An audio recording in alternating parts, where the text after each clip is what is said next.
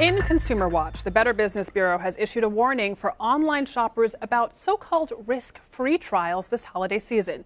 In a new report, the organization says you could end up with an auto-enroll subscription, getting a monthly bill and not even knowing it. In the past 10 years, Americans have lost almost $1.3 billion from these scams. Anna Werner joins us now to talk more about this.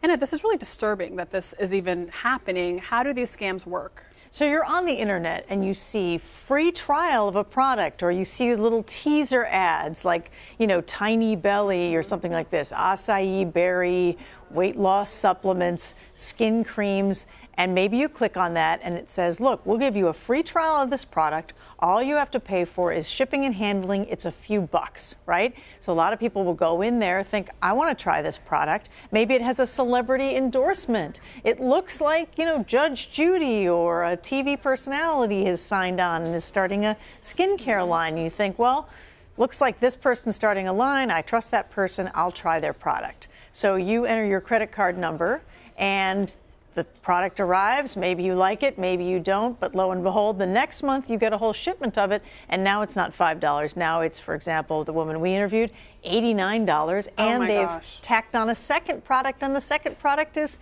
roughly $70 in her case.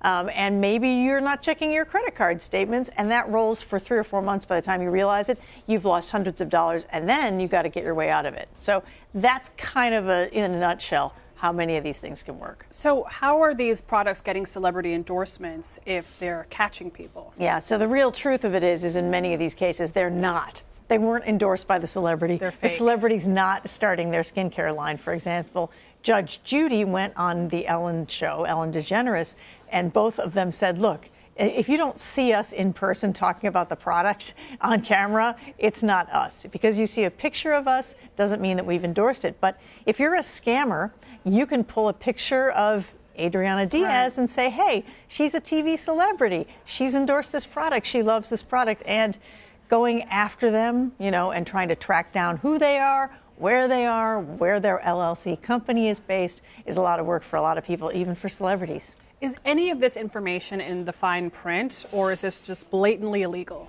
So a lot of times what they do is they will put some of this information in the fine print, as you say, but maybe it will be in a separate link. So you have to click on a separate link, and then you have to read it, and then you have to understand it. Right.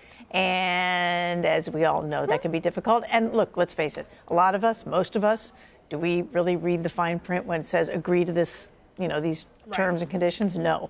But for these offers, that's critical. What the BBB is really saying, though, is if you see something that says put in your credit card number, that's a red flag, and just don't do it. Right, because if it's a free trial, you don't want to even have your credit card number on the hook. Right. How widespread a problem is this? Oh, it's huge. I mean, billions of dollars lost to consumers. 72% of the people who complained with the BBB are women. Why are women the most frequent victims? Because they advertise a lot of skin creams, weight loss products, skin tighteners, beauty products that a lot of us women, evidently we want something that works, right? I love acai, absolutely. Yeah. So an acai berry, unfortunately, the FTC went after one of those companies and shut them down before what they called deceptive free trial subscription offers. And they said that some of the products didn't even include acai in them. Oh my gosh. And you're just talking about the people who reported to the Better Business Bureau. Exactly. Those are just the people who reported. And as we know, the number of people who report is always a lot smaller than the actual number of people who are victimized by any kind of scam, because not everybody reports it. Exactly. So what does the Better Business Bureau suggest people do to protect themselves? Well, the first thing is look for that credit card. If it says credit card offer, that's a red flag.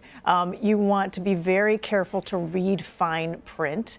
And check your credit card statements because, for example, the woman we interviewed, a woman named Debbie Wagner outside of Chicago, who was brave enough to talk about this, even though she said she was kind of embarrassed.